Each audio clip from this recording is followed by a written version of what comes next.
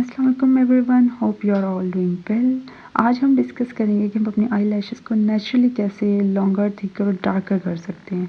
देखिए, some are just born blessed with gorgeous lashes, लेकिन कुछ मेरी तरह के भी लोग होते हैं जिनकी आई लैशेज़ जो हैं वो इतनी लंबी या थिक नहीं होती। तो आपने परेशान बिल्कुल नहीं होना।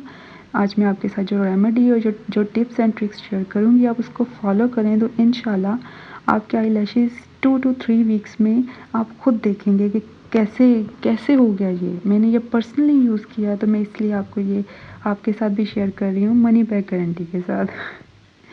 तो इसलिए आपने मेरी पूरी वीडियो देखनी है, इसको लाइक, शेयर, सब्सक्राइब ज़रूर करें। और आपने जो चीज़ें मैं बताऊँगी आपने उसको एज़ इट इज़ यूज़ करना है।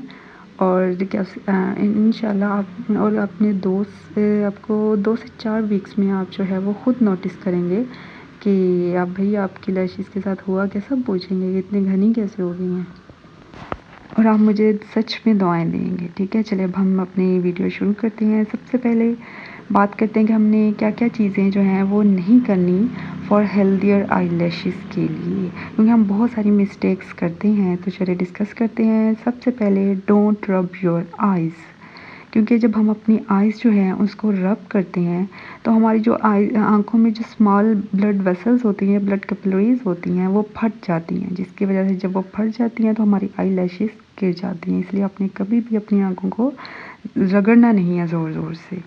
और उसके बाद हमने don't use harsh cleanser and makeup remover, क्योंकि हार्श केमिकल्स तो ओवरऑल वैसे भी हमें अपनी स्किन पे यूज़ नहीं करने चाहिए, लेकिन हमारी आइज़ तो वैसे मोस्ट सेंसिटिव पार्ट, इससे आई लैशेज़ तो गिरती हैं, साथ में आपके जो प्रीमेच्योर लाइंस और रिंकल्स भी बनना शुरू हो जाते हैं।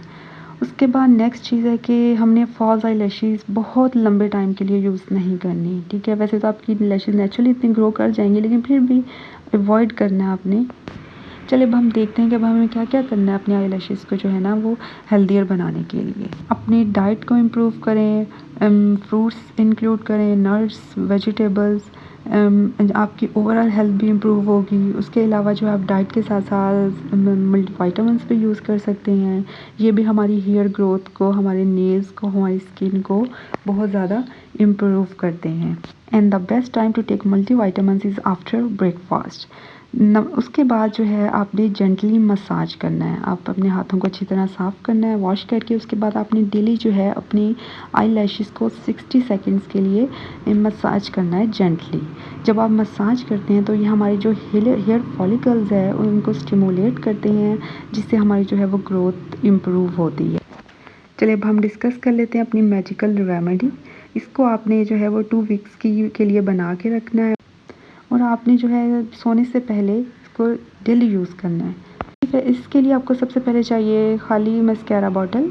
आपने उसको वार्म वाटर से वॉश कर लेना है और अच्छी तरह ड्राई कर लेना है। उसके बाद हमने लेना है कैस्टर ऑयल, और क्वांटिटी मैंने मेंशन की हुई है। आप कैस्टर ऑयल जो है वो हमारे आई लैशेज़ को मॉइस्चराइज़ कर और उनकी ब्रेकेज को प्रिवेंट करता है। Second ingredient is olive oil. Olive oil जो है ये बेसिकली ये भी हमारी आई लैशेज़ को मॉइस्चराइज़ करता है, और हमारी जो हेयर प्रोटीन्स हैं उसको लॉस होने से, उसको डैमेज होने से प्रिवेंट करता है। Third ingredient is coconut oil. Coconut oil जो है ये हमारे लैशेज़ को कंडीशनिंग करता है और उनको हेल्दी बनाता है। और अब हमें चाहिए आमंड ऑयल। आमंड ऑयल जो है वो हमारी आई लैशेज़ को लॉन्गर करता है, उनको स्ट्रेंथनिंग प्रोवाइड करता है, और जो है हमारे हेयर फॉलिकल्स को स्ट्रॉन्ग बनाता है। Last ingredient is vitamin E capsule. ये आपने एक विटामिन ई का 400 mg का 400 मिलीग्राम कैप्सूल यूज़ करना है। ठीक है, ये विटामिन ई जो है ये हमारी आई लैशेज़ को हाइड्रेट करता है और उनको स्ट्रॉन्ग बनाता है।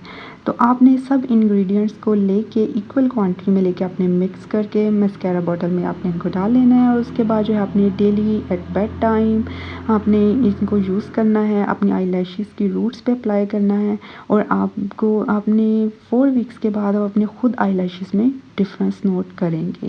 Let me clear one thing कि आपने जो है ना जितनी क्वांटिटी दी है ना उतना ही बनाना है, ज़्यादा बना के नहीं रखना कि हम ज़्यादा बना के रख लें एक ही दफ़ा और हम यूज़ करते रहेंगे, क्योंकि अगर ये ज़्यादा रहेगा ना तो ये बहुत ज़्यादा कड़वा हो जाता है, फिर ये आँखों में जाता है तो बहुत इरिटेशन कॉज करता है। इसलिए जितनी क्वांटिटी बताई उतना ही बनाएं तो बेहतर है। और अगर चला भी जाए तो कोई बात नहीं, आप नॉर्मल वाटर से वॉश कर लें, बिल्कुल ठीक हो जाता है। और अगर एक आधा इंग्रेडिएंट घर में नहीं भी है ना तो परेशान नहीं होना, जो ऑयल नहीं है वो स्किप कर सकते हैं, बस विटामिन ई कैप्सूल नहीं स्किप करना, बाकी तो फंक्शन करेंगे ना। Thanks for watching the video. अल्लाह हाफिज़।